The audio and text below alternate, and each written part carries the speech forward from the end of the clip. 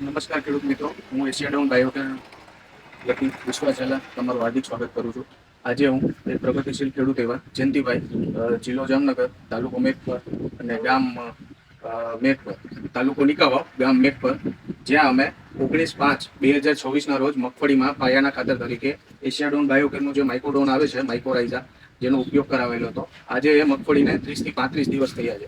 એ 30 થી 35 દિવસ પછી મગફળીમાં આજે અમે ફરી ફિલ્ડ વિઝિટ કરવા આવ્યા છે. ત્યારે જયંતિભાઈના જેમાં અમે ડેમો કરેલ છે તેમાં અને જેમાં ડેમો કરેલ નથી તેવી બે જગ્યાએથી અમે મગફળી ઉપાડેલી છે. અને એ મગફળી ઉપાડ્યા પછી અમે જેનો મૂળનો અને જે વિકાસ છે બહુ સારો છે. એ હું તમને બતાવું છું કે કઈ રીતે મૂળનો વિકાસ થયો છે, કે જેમાં નાખેલું છે અને જેમાં નથી નાખેલું, એ આપણે જોઈએ.